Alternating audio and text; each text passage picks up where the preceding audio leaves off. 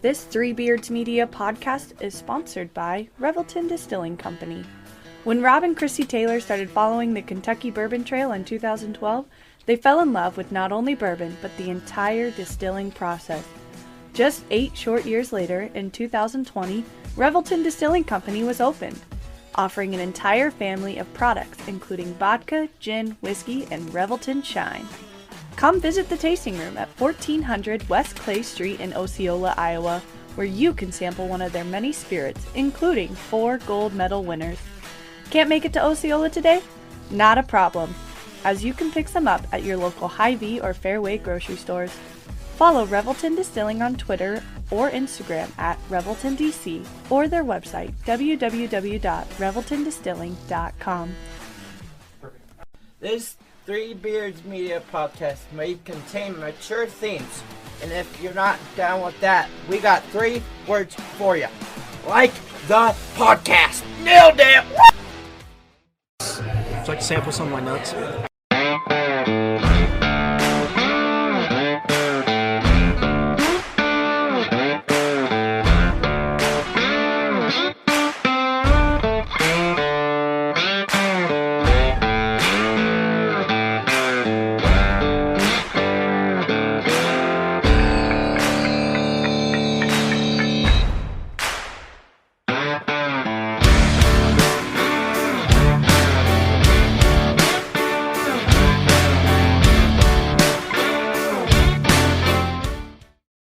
Hello and welcome to yet another edition of Old Man Strength.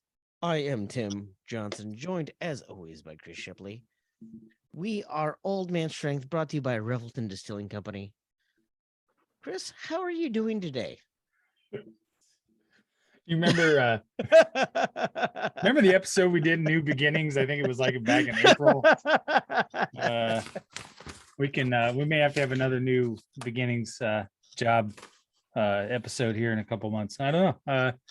I'm doing as best as can be expected, right? It's been a week. It's been a week, but let's be honest. I just talked to a buddy of mine who's got chemo tomorrow and things like that, and that puts your life in perspective. So I'm fine. I'll be fine. People got a lot worse than me. So I got a supportive wife and kids who care. And the amount of people, you know what, as much as Twitter has been called a cesspool, and deservedly so, I've had the nicest, kindest people reach out to me with leads and suggestions. So everything's all right in the world. Yeah. For a lot of our listeners, there's been a lot going on. Chris and I got a chance, sidebar, Chris and I got a chance to meet up over the holidays. We haven't had one of these episodes since then. We've got a chance to sit down and have a beer, have some food, talk a little bit, have a lot of fun, deal with some obnoxious person at the bar. It was great. I got to see the boys. I got a hug. It felt very good. It was a very refreshing, energizing. I got a bottle of whiskey from our friends at Revelton that Chris owed me over a football game bet because he's dumb enough to bet on the Bears. So that was early in the season when I thought we weren't going to tank. Yeah, well, so a lot of bad decisions by Chris early and often. But we did have a great holiday season. We do welcome all of you listeners back. But yes, it's been a week. Chris will, I'm sure, eventually share a lot more for all of you guys. But it's been a whirlwind. It has. But I'm glad you guys are with us. I'm glad you guys are listening and sticking with us. We have some exciting things to share as well. But speaking of exciting, Chris, I'm not even gonna continue BSing anymore.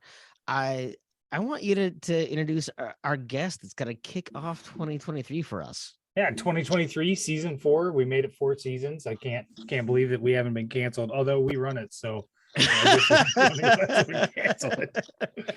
So if you don't like our content, that's just too bad. But this gentleman every once in a while pops up on my Twitter feed, likes some of my comments, things like that. Super great perspective who I wanted to bring on. CEO of Sukup Manufacturing, Iowa State graduate, former Iowa legislature member, Steve Sukup. Thanks for coming on, Old Man Strength. We appreciate it. Hey, I appreciate it, Chris and Tim, and forward to it here. So Steve, we're very grateful that you have joined us. Boy, Chris and I have a perspective on things that I think I don't know, 3 or 4 people relate to. But you have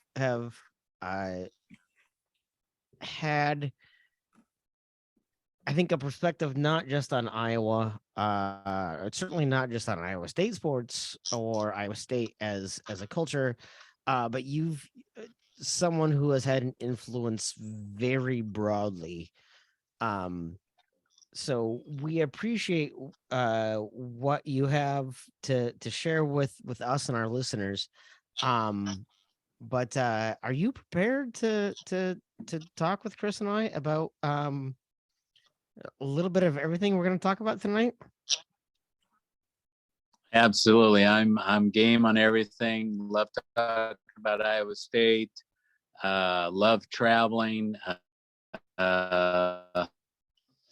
I've got 2 passports, and so we've got operations in Europe and the Ukraine, and so we actually have had the president of China, Xi Jinping, on my farm. So we enjoy the international scene as well as everything in Iowa. That's a little more worldly than I would say that Chris or I are, frankly. What are you talking about? I don't know what you're talking about. I've been to Cancun. That's about it. So Steve, for our listeners who may not be familiar with you, why don't you go ahead and give us a little kind of brief introduction for all of our listeners. Okay. Grew up in Iowa. I've always enjoyed it.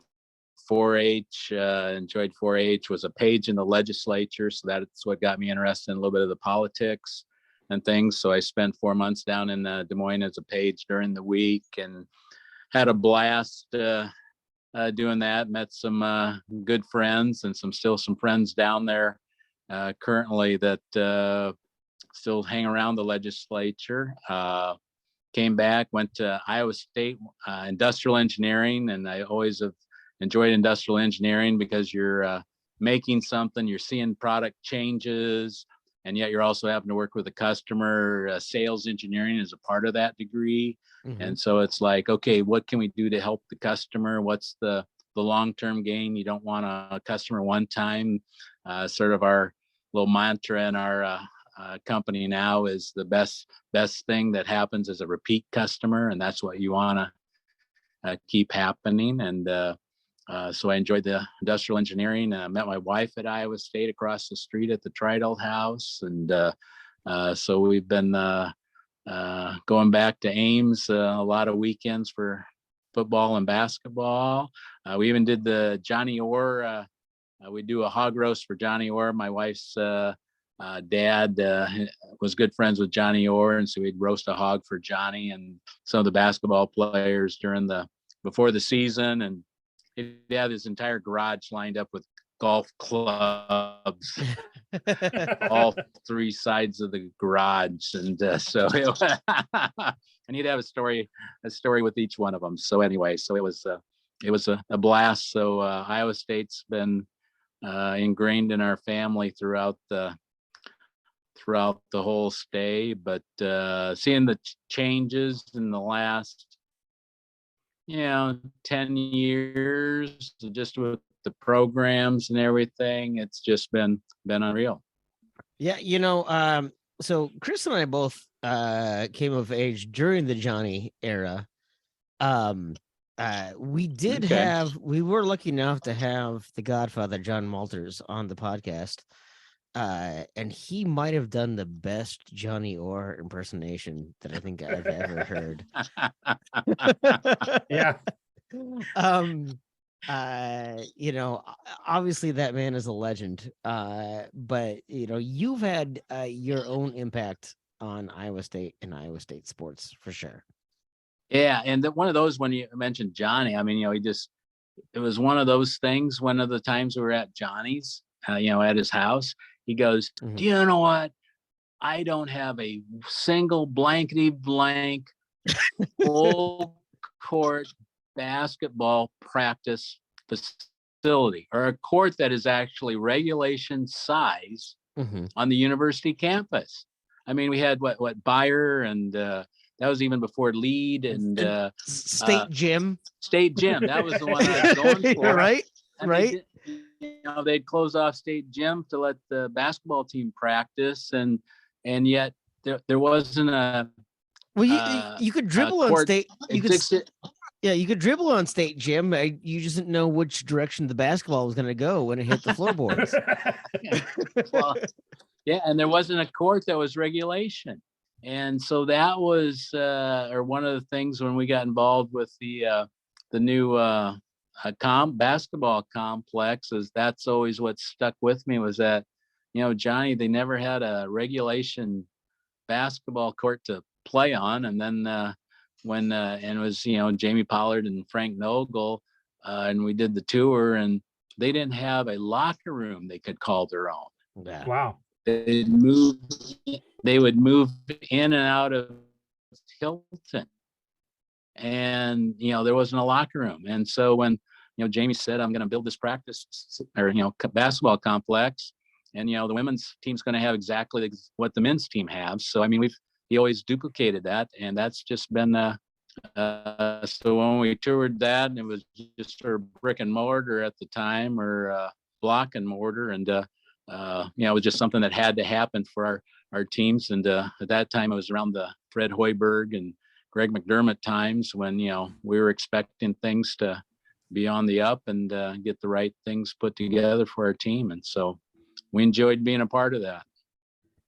So you've seen. Go ahead, Tim. Chris. No, you've seen some of those changes and things like that, but Jamie's plan with Sci-Town is gonna make a big difference.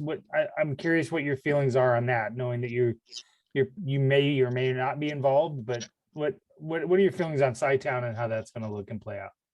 Oh, I think it's one that fits the culture, the Ames excitement, like the basketball game last night, just the whole crowd rocking. And then what was it? Was it the Oklahoma game when there's like 800 people in the stands, or something like that, for the men's game? And I mean, you come to Iowa State, and we don't take any game for granted, but we fill up the stands, and the folks are ready to yell and cheer, and enjoy the game, enjoy the sport. So I think the combination of Sci-Town between the Hilton and the Jack Trice is going to be a good fit. I mean, it's going to take a lot of commercial involvement to make it happen. So we've enjoyed being a part of the physical, whether it's the practice facility, the basketball complex, or the end zone. It's been fun there, or even the golf facility. You've been out to the golf facility. It's a grain bin out there, Chris and Tim. Oh yeah. I have not played golf in Ames or up there for a very long time, so I need to make that trip. Yeah. No. Hey, we did sponsor a hole though. We did. Yeah, for the Trice Legacy Foundation tournament. So we should care a little bit more about golf in Ames. Maybe you and I should actually go meet up in Ames and actually play some golf.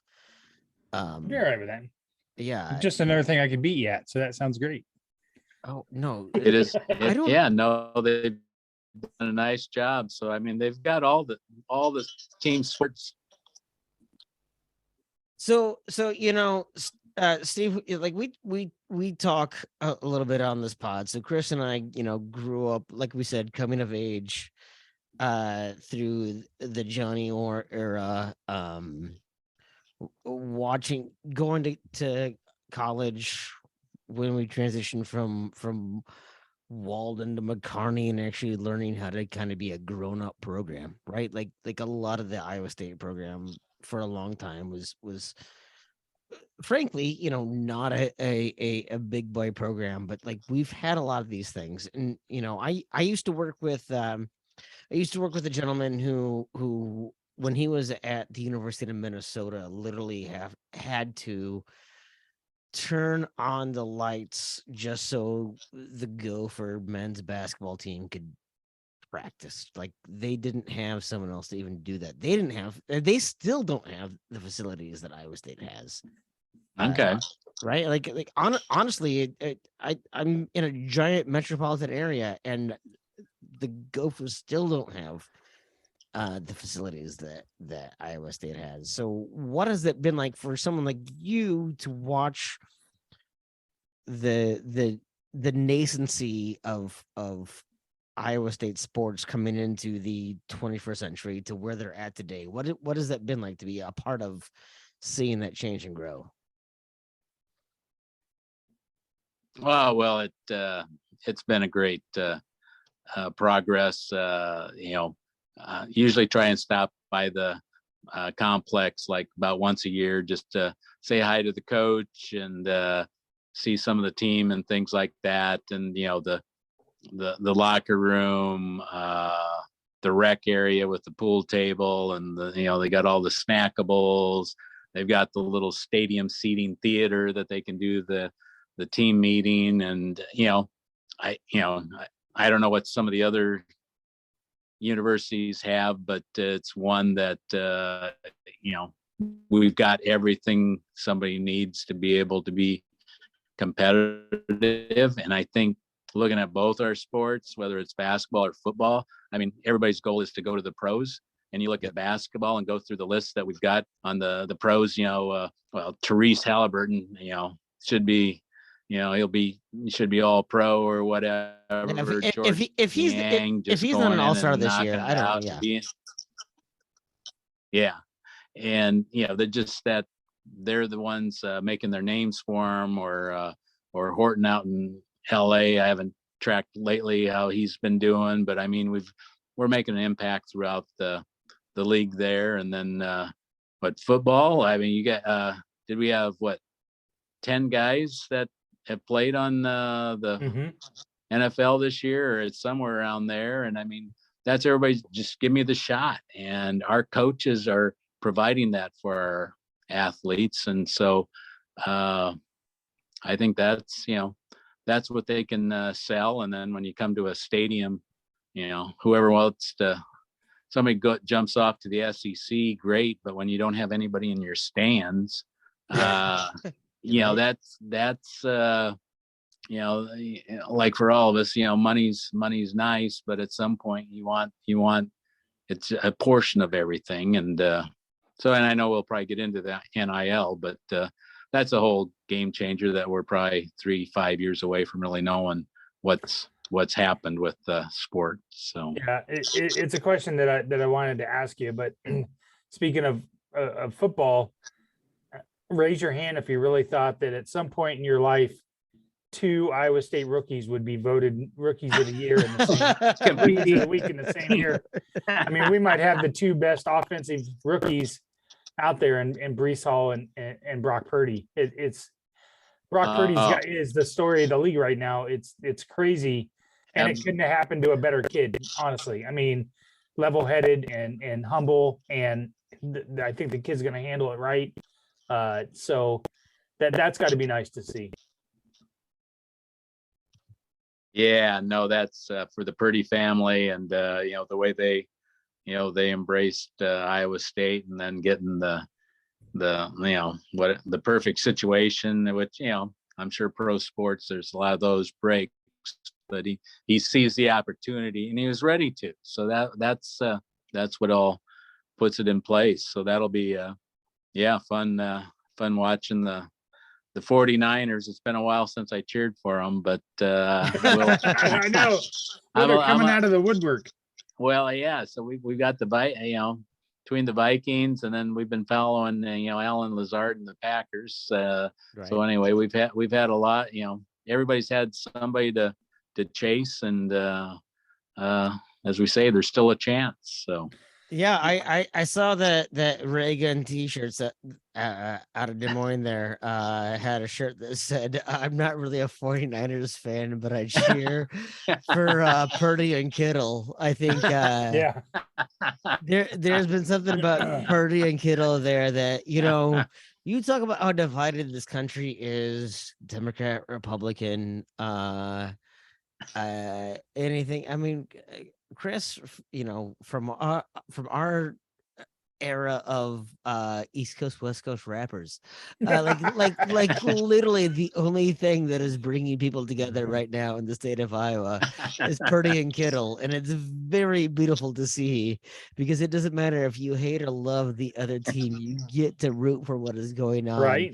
And it's great to see how much those two love each other and appreciate each other and respect each other. And I mean, like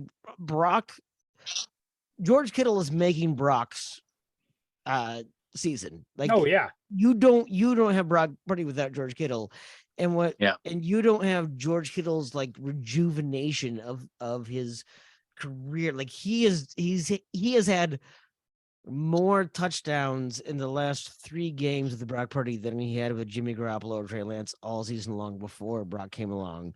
It's been fun to see that happen, and it's been a great thing, I think, for the state of Iowa. Steve, from your perspective, as someone who kind of supports a lot of things going on in the state of Iowa, that has to be fun to see, right? Oh yeah, and and the whole team aspect, getting that McCaffrey for Purdy and stuff, and I've got one of those. I owed, I think, Jess Settles a supper somewhere along the line, but eventually I'll pay up on. But I remember going to a basketball camp way back in the day when Jess Settles was a recruit, and got to see Jess Settles. Tom Davis brought in Jess Settles as one of his recruits to come to basketball camp for us. So that is well, and the great thing is I was a high schooler when he brought in Jess Settles, and I had a mortgage and 3 kids by the time Jess Settles was out of college. So,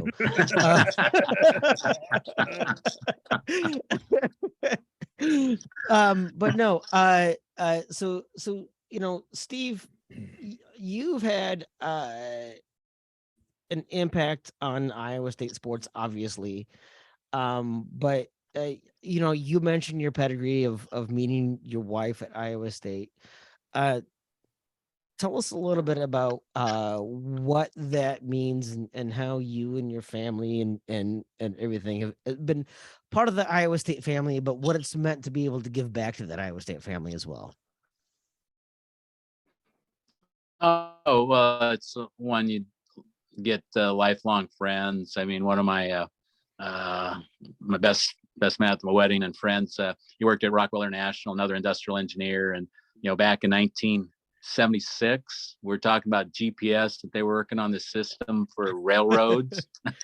And he says, yeah, you can track the railroads, are going to track all their trains, and you're going with satellites, and you're going, wow, that's pretty cool. And so anyway, yeah, friends do that.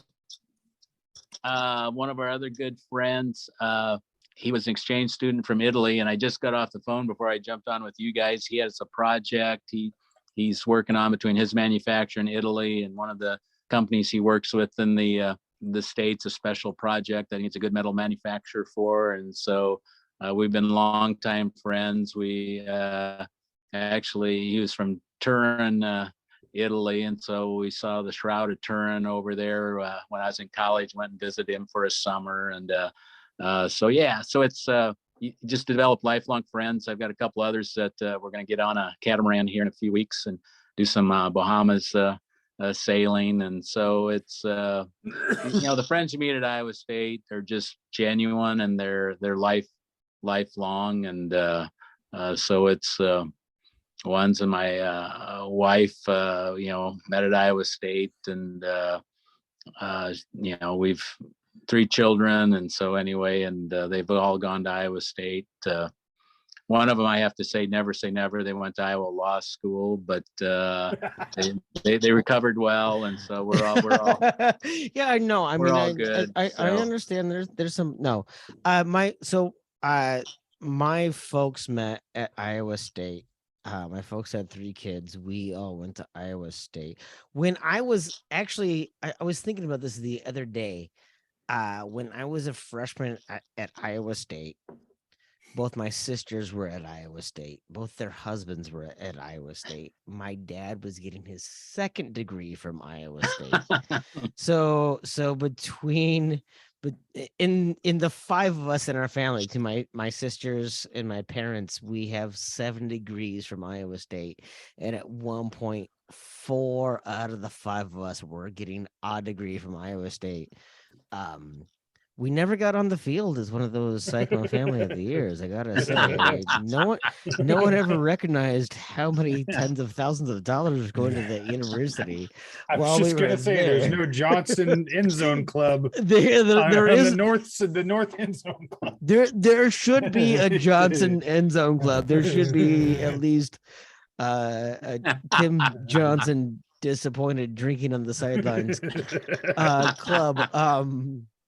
You're gonna have to take the north one. We've got the south one. So yes. So Steve, if you want a challenge for which one of us is gonna own the end zone, you might have the money, but I think my family might have put just as much money just to make that happen. Timing's everything. No, that's very true. But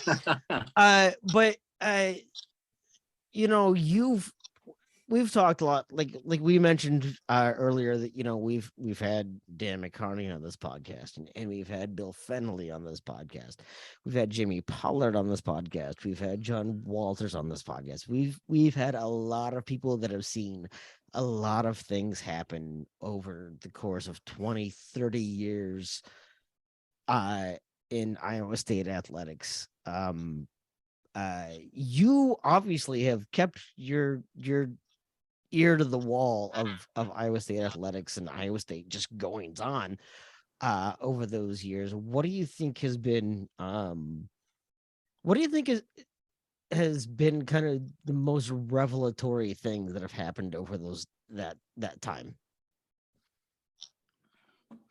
Oh, well, I mean, you start off with the new stadium out there, from Clyde Williams out to Jack Trice, and we didn't have Jack Trice right away, but the naming of Jack Trice and being student initiated, and I think is one of the classic things that sets Iowa State apart, that we know what the right thing is to do at the right time. It's not okay, all of a sudden we got to throw a logo down on our Iowa City field because that's what we've been forced to do. We agreed on it immediately, but we had people doing the right thing at the right time.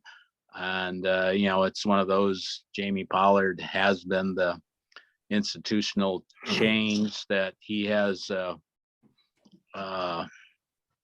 just the foresight that he knows what makes sense and is going to do it. I mean, one time, and Randy Peterson, enjoyed chatting with Randy occasionally. Or another coach, I suppose he called Bergstrom or you or something, and it was like, no, Jamie has a one-person search team, and Jamie's going to land on who's the right fit and checks all the boxes. And so Yeah, there's not much of a There's sort of like selecting, sort of like ESPN trying to select their celebrity star. Thank you for the suggestion, but it doesn't mean anything.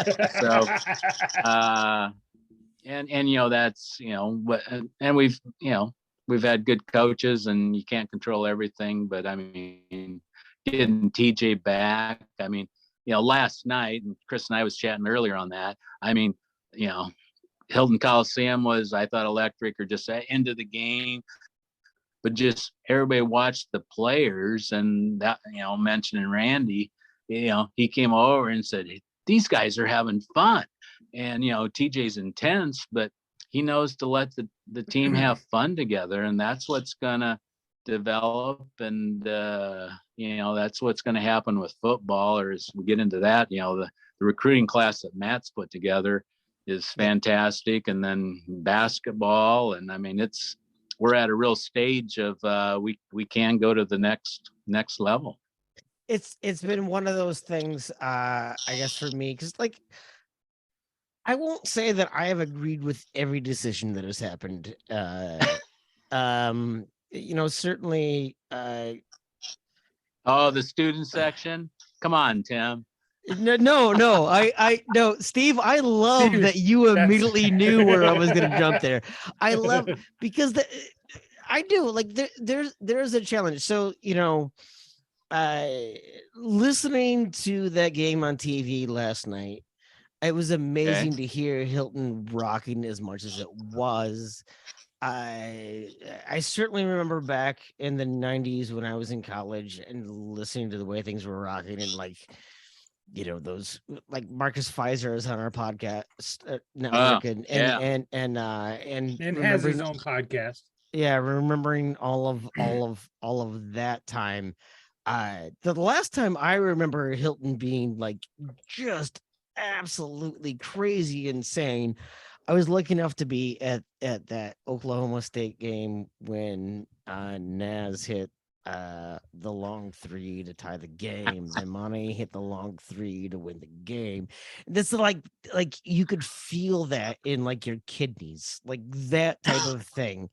But I think part of what did do that was certainly the student section, and I do struggle sometimes that some of that has changed. We don't have our Cameron crazies. We don't have some of those things. So I do sometimes struggle with some of that, but it was fun last night to hear, to watch it, and not like we were on ESPN. We were on ESPN2. We were on like a big Monday game. It was an extra game, but to hear, like, to be able to feel that for me sitting, on my couch in Minneapolis, and to still get that vibe was still a lot of fun. And I think that's something that maybe I even a lower tier game for a Big 12, and maybe a game where we don't have the student section what they really should be.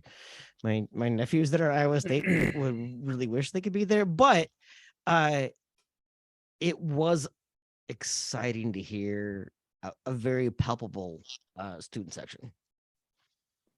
Yeah, and I'm not even sure if they're back in session yet, but anyway, everybody was that everybody, everybody kept the stands full, and and I mean, that's what's fun. And that's, as you mentioned, as I texted him right after the game because somebody posted, might have been Chris, I'm not sure, but anyway, just something like, that was one of those, and Naz set the standards for this is how we're going to finish a game. And he replies back immediately, and I mean, all our players are still fully into Iowa State, and so they've set a standard for us. So I say all the time, online, like, Chris and I grew up with that Barry Stevens, Jeff Grayer, Jeff Hornacek, Victor Alexander era. Like that's I mean, let's hold on now for a second. I'm not quite that old. I mean, I was in middle school when Hornacek was but my playing. point is that's the Iowa State that we know. You know what I mean? Like that's the standard. Yeah. Right. Yep. That's the standard. And, and to see those guys who, hey, at one point, the Golden State Warriors started 3 different Iowa State players on their roster. Like that type of thing has happened. But to see guys like Naz or Monte or George or Tyrese and the way they represent Iowa State is kind of an unparalleled thing that I don't think uh, uh, we could have ever imagined. And they're doing it so well with such class and just enthusiasm and like who can't root for those guys? Yeah. No, I mean, as you look ahead at her, so we talked the basketball complex when Jamie designed it, the men's and women's had equal sections, and that was so huge for, Bill Finley and the team that he retold the story that one of the opposing coaches, Big 12 coaches came in and said, and Bill says, yeah, this is our practice, court and everything. And they go, okay, yeah, that's nice. When do you have to share it? He goes, no, this is our basketball court. You don't share it. No, this is the women's basketball facility. And so that was like, no, we're on that was a level that was established and a stake in the game. And so that's been huge for them. And then you look at TJ, the recruiting that he's got coming in the next couple of years. I mean, it's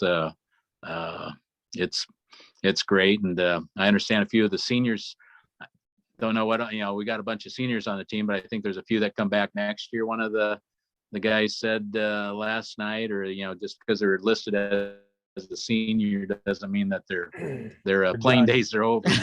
Right. So, well, and I think Hilton and the atmosphere leads to those kids wanting to come back. And for, the reasons that Naz and George and Tyrese are so passionate about us. And even, Allen with the Packers, he will eventually sometimes will wear his Iowa State gloves and things like that. They represent very well. I want to circle back real quick because I feel like we were on the edge of getting a response from you about the student sectioning and being moved. Tim kind of Tim talked a little longer. I didn't think I was that close to the nerve. I didn't realize I was that close to the nerve. I tried to let him off the hook, Chris. I appreciate that you're calling both of us to the mat. I'm casting back out because I feel like we were going to get a little bit of a tidbit there. Because I will tell you, and Steve, you probably know, you probably have seen, I'm on Twitter a lot. What?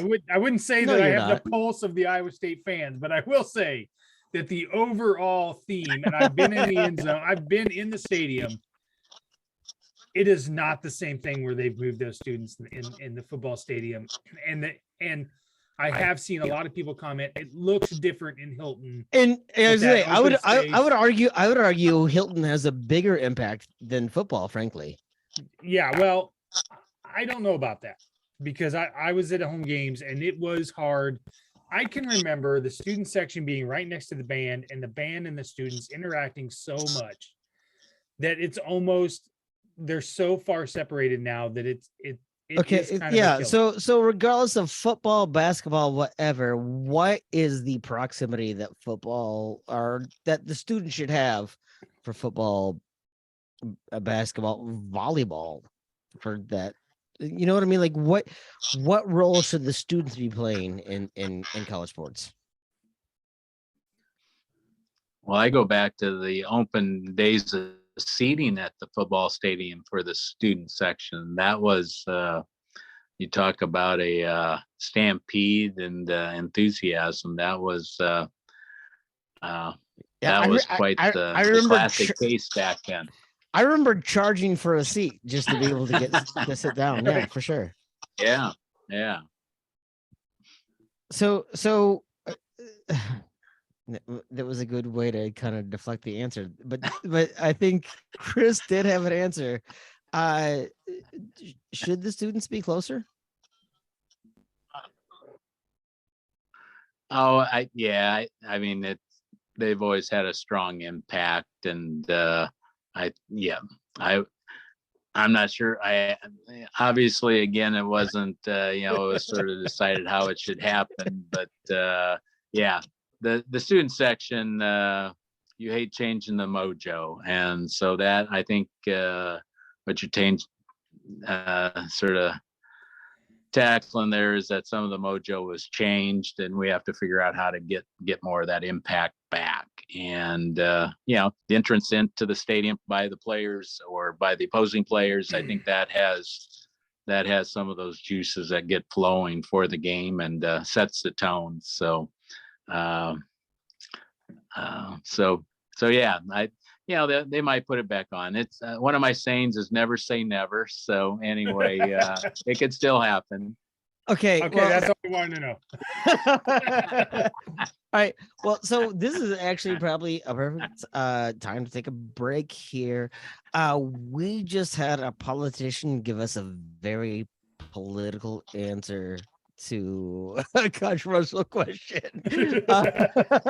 We are going to take a break. We're going to grab a word from our sponsor, Revelton Distilling Company, and then we will come back and we will have more with Steve Sukup talking a lot more about not just Iowa State sports, because I know 3 of you Hawkeye fans are listening to this podcast as well, and you don't care to listen to all of this, but we have a lot of exciting things to talk about. What just happens in the state of Iowa and just in general. What are the things people can look forward to? So we will continue here after a word from our sponsor, and we'll be right back. At Revelton Distilling Company, everyone has become a part of the Revelton family.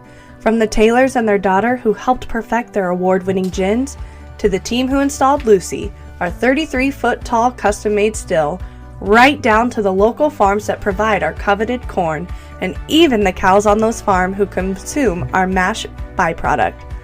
Want to see the farm to flask come to life?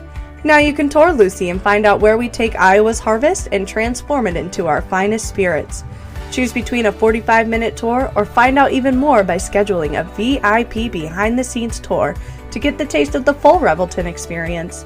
You can visit them at 1400 West Clay Street in Osceola, Iowa, or find all of Revelton's award-winning spirits at any local grocery or spirits retailer. Are you in the market for a new house and unsure of the mortgage process? Want to know that you have someone looking out for you? Kyle Lehman from Wintrust Mortgage is a down-to-earth, knowledgeable lender who can be there for you in your corner. He can work with you in any of the 50 states and is just what you need to expand your home search. Kyle will work with you through the entire process with little to no work from you. Take the worry of the mortgage process out of the equation so that you can focus on looking for your dream home. Contact Kyle at www.wintrust.com/Kyle-Lehman or call him at 515-473-0546. And we're back. All right. Tim has taken a quick leave of absence. I'm assuming he's going to go take care of his daughter. So before the break, we were talking to Steve about his involvement in athletics and so on. Steve, you mentioned earlier, we had talked a little bit about, you had briefly mentioned a little bit about NIL and how that's changing things. Yeah. One of the questions that I've heard a lot on local radio and so on is how does the university tackle that?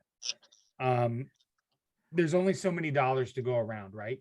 You're asking people to give to the collective, even guys like me who don't make necessarily a donation in the stadium, but that has a season ticket and things like that, and we make a small donation to that We Will Collective and those middle donors. But then how do you go to the donors that are already giving to the football complex and so on and ask for that? And then do you think maybe they're a little afraid that some of that money that, let's say, those donors allocate towards the football facilities and things like that, that they'll lose out on some of that in lieu of NIL money? It's definitely, tied together. And I mean, you're asking the same ones that, want to buy so many seats for the football games or have a suite. And then you're saying, oh, you need to spend the same amount to try and keep the players that everybody's recruited. So it's really trying to double dip on the same group there, and some of the dollars that they're throwing out for some of these players. I mean, that southeast poke tackle, offensive tackle. Not that we like seeing them go to Iowa, but I just soon see these players stay in state. I'm one of those that, whether it's basketball, football, I'd rather see them once a year than somebody going out of state. And and I'll use the Harrison Barnes one. I mean, who from North Carolina? I mean, name the players from North Carolina. I mean, Harrison Barnes, he was just on the TV the other night with Sacramento, but it's like he could have had the same impact coming out of Ames as he did North Carolina. So I don't doubt that one bit, whether it's Iowa State or Iowa or whatever, we can give them the same lead. And that's where I think what is showing now with the Iowa State program that we talked at the NBA level, we've got players that's, making impacts in the NBA, impacts in the NFL. And that's what anybody going to college sports, your next dream is that league. And whether it's Coach Campbell or Coach Otzenberger, we can show them the path there. So, and Finley with the WNBA, so that everybody wants to see the path and make a fun experience out of it. Where do you think this NIL will be in 5 years? And there's been discussion about making players employees themselves and framing it that way. I mean, it's certainly a wild west show at this point. When this all came down the pike, what were your initial thoughts on that? Oh, I thought it was going to be probably even wilder than it is now. I think it's tamed down a little bit quicker. I mean, there's a few of the outliers there, but and again, you look back, you can't. The NCAA tried to keep a lid on a boiling pot, and there was just, and then they lost control of everything. And because I even talked to them today that with the different agreements that are going on, and I mean, you can actually have a player on camp. I mean, at this very start, it really had to be separated, and now it's they're 18, they can make some money, and nobody's going to control that. So I mean, and my other one is we all saw, I mean, wasn't Ronnie Harmon the very first NIL player?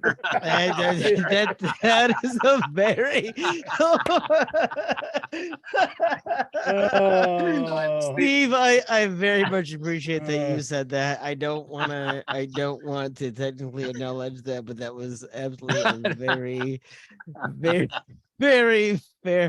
But the reality is, I mean, like, boy, you go back to the 90s, you got like people like Jeff Smarja out of Colorado who couldn't make money as a professional skier, right? Okay, like, yeah. Right. Like the rules got a little silly where you couldn't even make money to do, like, man, I wasn't ever going to be a college athlete or a professional anything. Sorry. Hey. Sorry. All Big 12 defensive back Breon Ainsley once came up to me when I was at Iowa State and said, "Yo, Tim, I saw you in that play. That was tight." Like, I think I made an impact. Sorry.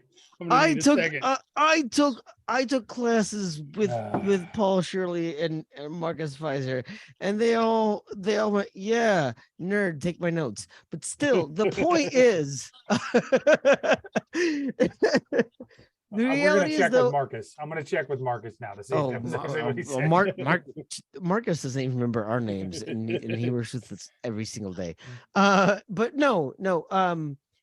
The reality is, though, is that there are, especially because, you talk about even women's basketball. Women's basketball recently has made money, but for a long, and even then, it's still not great money, right? You look at what happened with Brittany Griner. Could you imagine if Steph Curry, first of all, Steph Curry wouldn't have to be in Russia playing basketball to be able to supplement his income, And second of all, if he was, it would not have taken like 4 months to get him out of whatever is going on. Like literally what has happened is just a travesty. But the reality is that most college athletes don't make money, but they're also prohibited from making money. Yeah. So, I mean, you can't keep, I mean, like it was just crazy how they were trying to, make everything a crime of an athlete trying to make some money. And there was the coaches or the athletic departments you can't, that can't sustain itself. So I think we'll find a little bit of an equilibrium here. And, I still have some fears that there'll be too much money at some of the schools and things like that. But, we'll have to, we'll have to keep ponying up some. I think, we're at that stage, we are at a position here where Iowa State's, all the programs are really just at the verge of going to that next, the top 20, top 10 type programs that can maintain themselves there. So Steve, and I think we got a group of Go no, ahead, Steve. Steve, I was going to say is you're someone who was made money and learned how to manage a lot of that. Like certainly what you've done to make money to support the Iowa State program is one thing, but like just for you and your family, like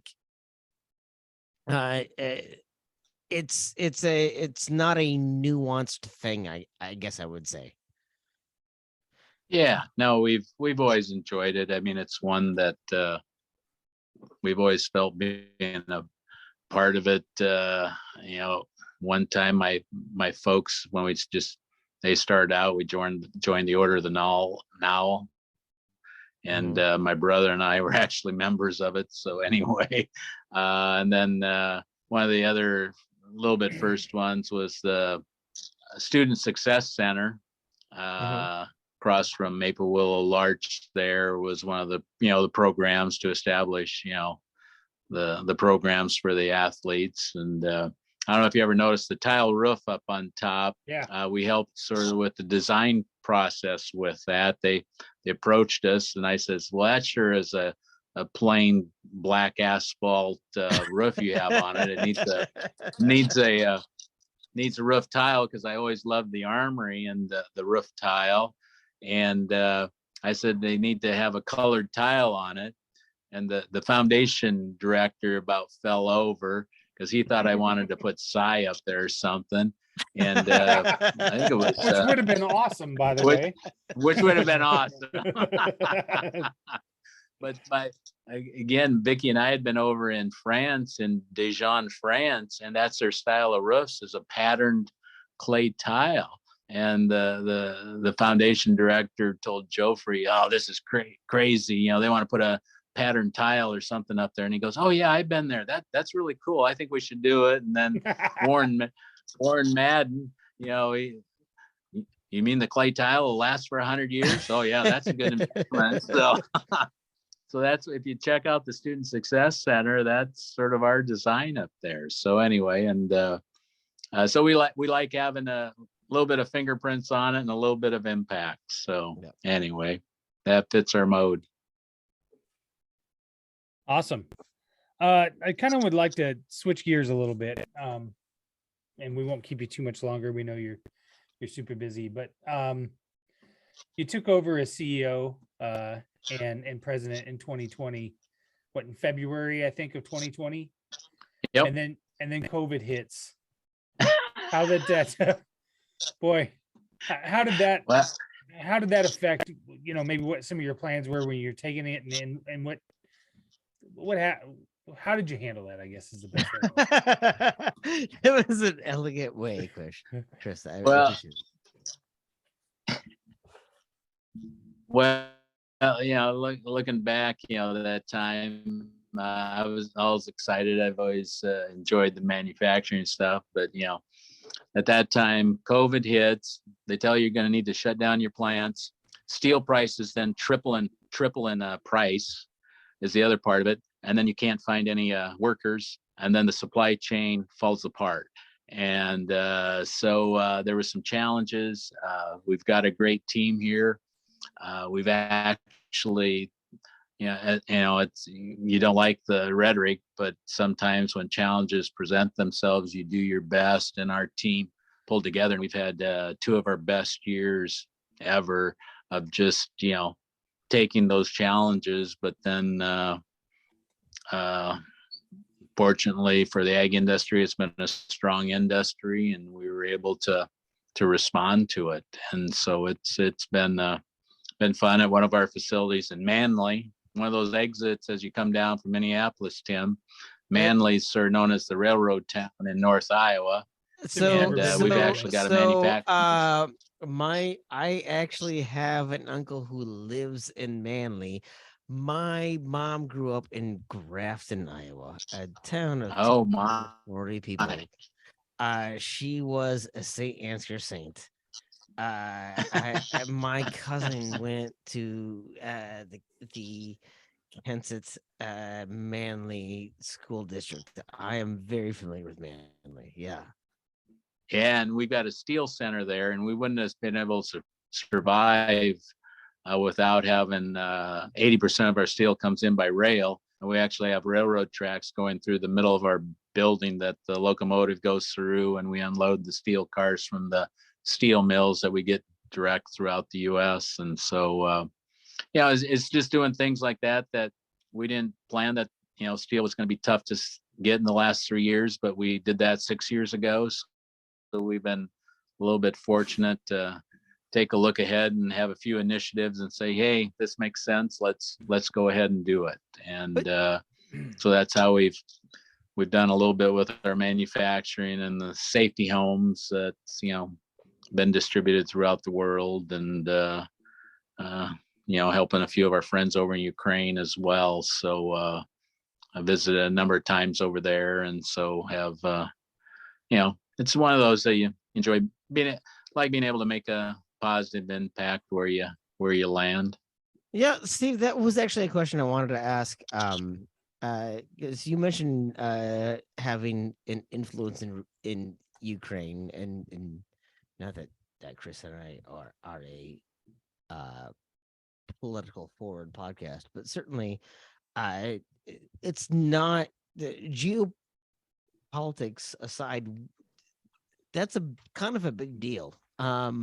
What has that meant to you, and what have you been looking at as that entire situation has progressed? Well, we've been involved in the Ukraine operation we've worked with them for about 15 years. I've gone over there about 3 times. 10 years ago, about every 2 years I've gone to the Ukraine. Great people, work hard. One of my picks, the first time I was there, I took a picture with a Lenin statue. I mean, we don't see very many of those around here, and you sort of thought of, looking back, you feel a little bit worse about it, but at the time it felt like a novelty that you take your picture by a Lenin statue. And then one of my later trips, before all this broke out, it had been torn down. I mean, the Ukrainians don't like the Russians. It's not gonna work. There's no love there. Yep. And no matter what happens, it's not gonna work. And so they have their nationality.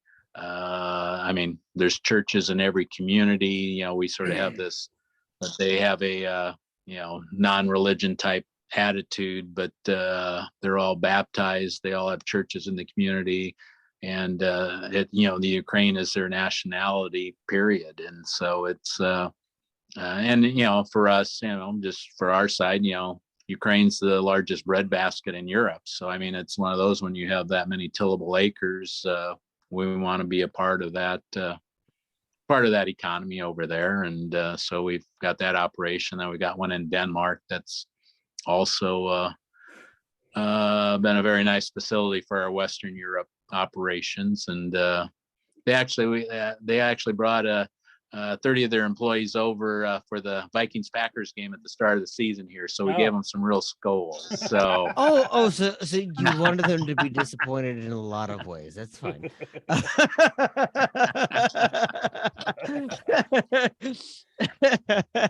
As a Viking fan, I can tell you, no, it's fine. They can also be disappointed. It'll be over. It'll be over this week. Oh, The misery no. will be over this weekend.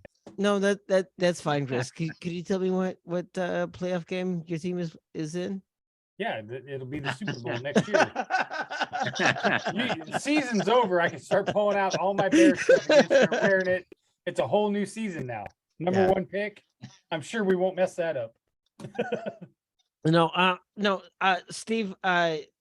One of the things I would be remiss if we didn't talk about, though, is we talk about Iowa State sports. We talk about you and your family's influence on Iowa State sports. But I think one of the things on Old Man Strength we talk about is life lessons. And you took industrial engineering. You took a lot of other lessons from college, and you very bluntly you developed like a brand and a business and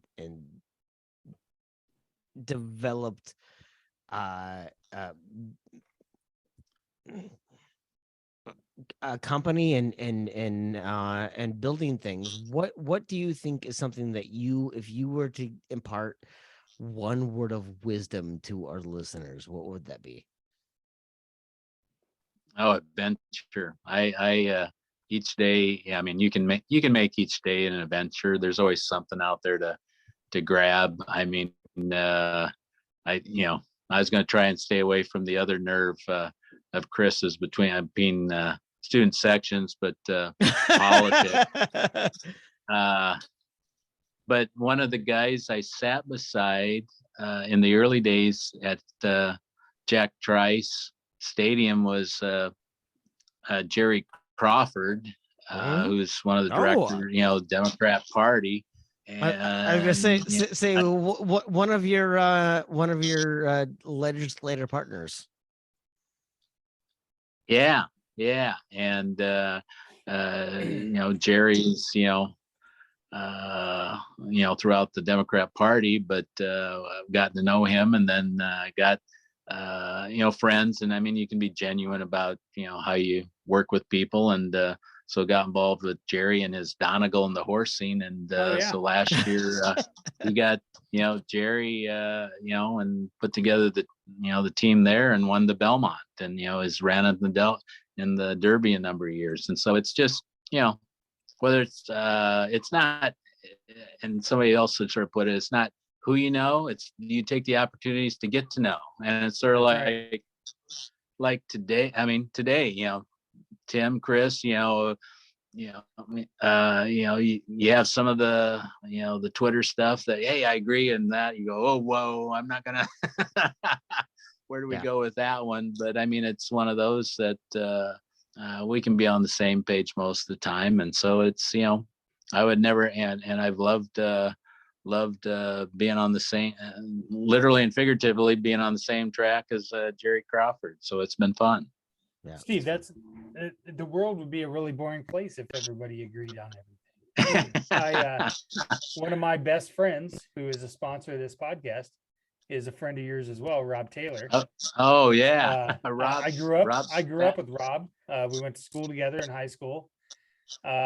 We had a very friendly couple hours last 2 weeks ago. But Rob and I probably don't see.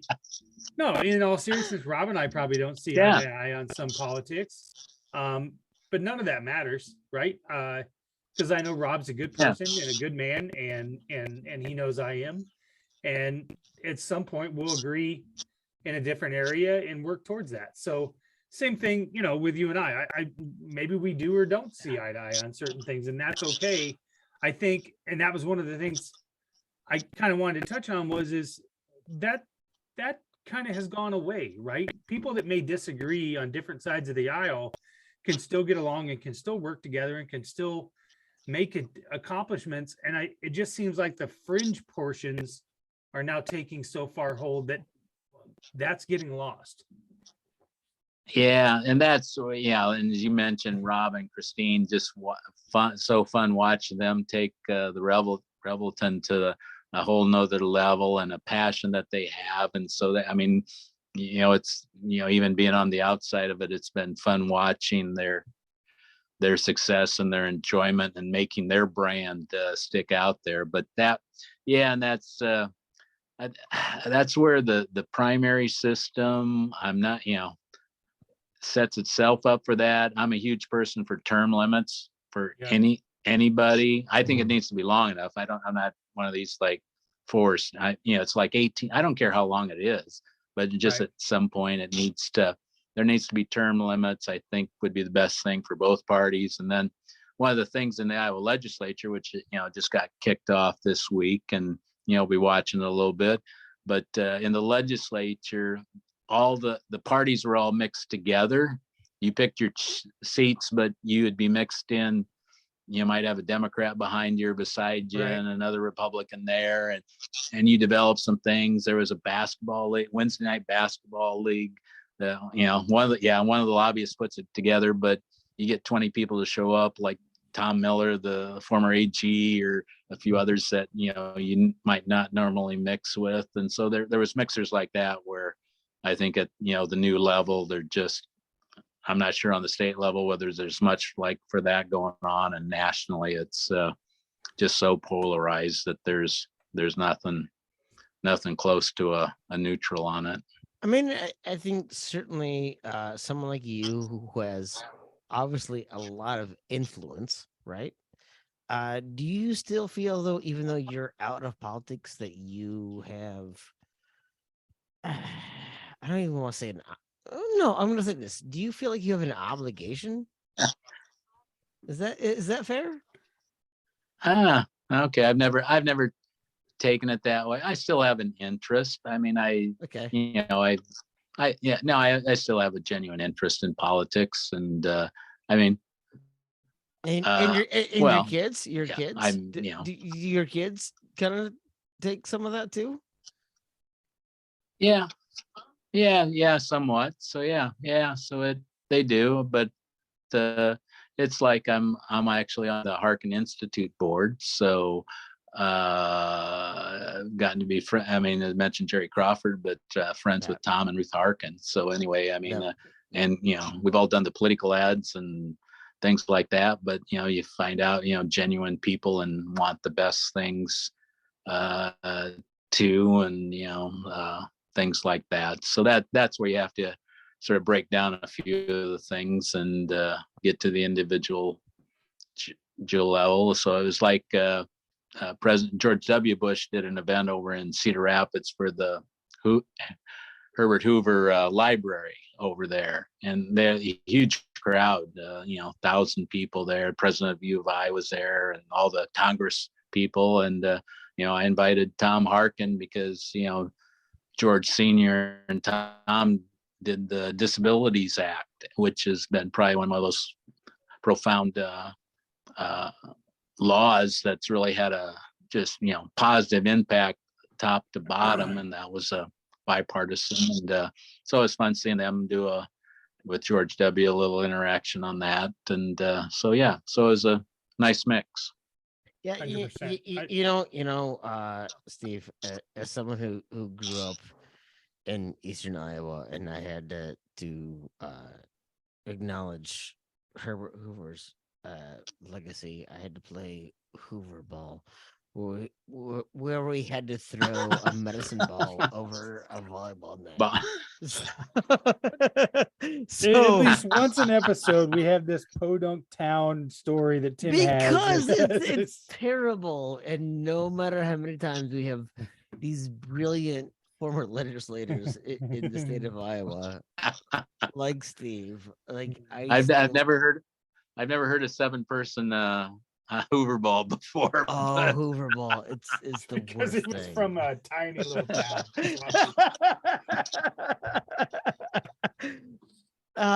Yeah, no, hey, no, I will be bitter for a long time Okay. about this. Clearly. Honestly. No, Steve, we are very grateful that you joined us on Old Man Strength. Man, I hope you join us again. Okay.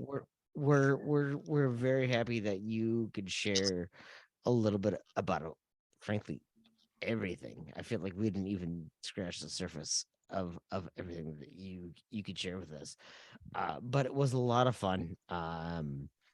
Chris and I should come down and do a tailgate and hang out with you for a while. Whether that be football or basketball or volleyball or whatever it is. Come down and hang out with you guys. We're very grateful for And what we'll you guys... pull Yeah, exactly.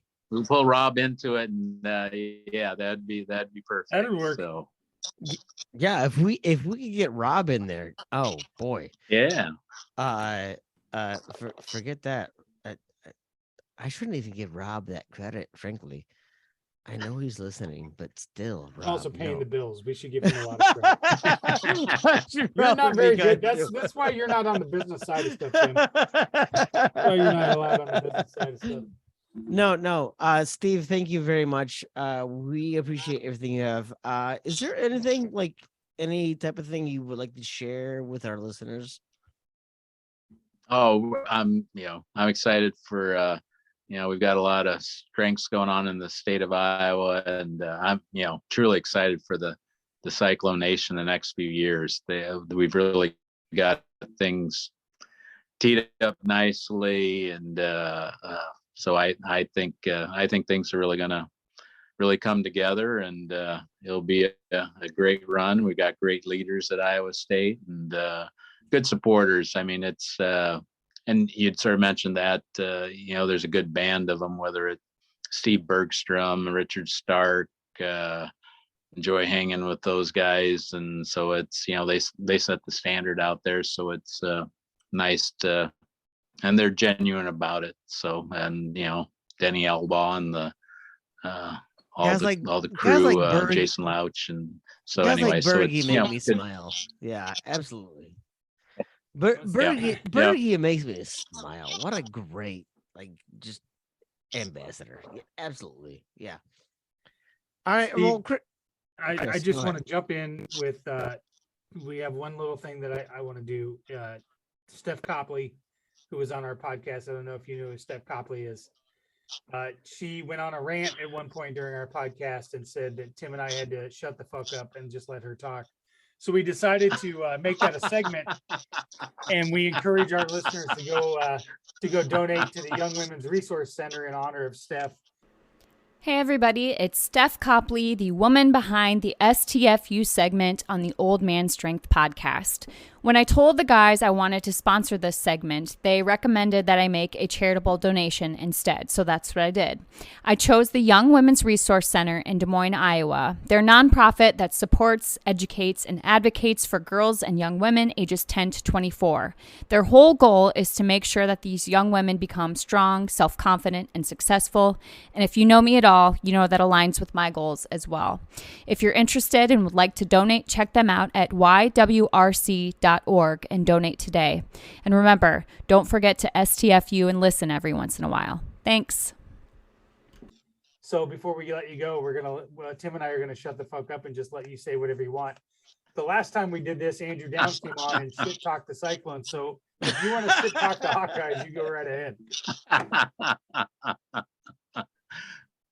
Well, just beside the supper I owe that just settles, I think we're in good shape. I'll keep tossing them out, and I'll eventually be on the winning side. So anyway, the only thing, Steph was supposed to leave her shoes on the basketball court after our last big Iowa State win, but that didn't happen. So, Amen.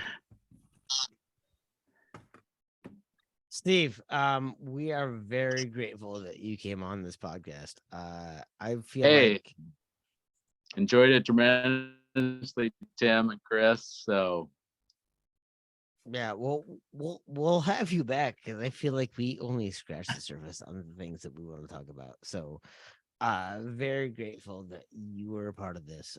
We're very grateful that all of our listeners have been a part of this. Um Chris, is there anything else that we have not covered yet? We just want to, this is the new year. So currently I'm unemployed. So maybe that means that Three Beards Media will really take off. And the only way we can do that is for people to listen to our podcasts. Steve, I don't know if you know about Side of the Storm. That has Marcus Pfizer and Brent Curvey on it. It's a Cyclone Reactions podcast hosted by George Trice. We encourage listeners to check that out. And Hot Mess Happy Hour, which is hosted by some Hawkeye women that talk about their craziness. Bitter Units, Tim's the other podcast, and then fill in the blank with Anya. But we really are going to launch. I don't know if you know who Sergeant Paul Parizek is here in Des Moines, Iowa.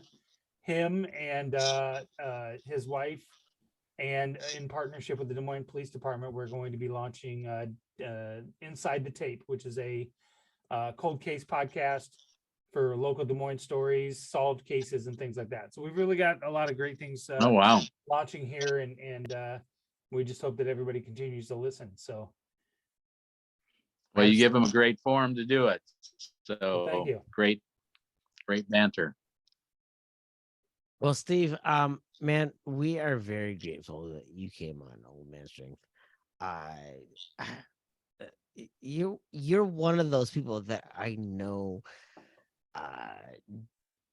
is just excited to talk about the story that is Iowa State sports, and it's silly because, like, you know, you got idiots like Chris and I that shouldn't care about anything, but we do. We talk about these things, but there's someone like you that has actually invested not just your time and your energy and your money, but like all of those things. And so we're very grateful that you come on here and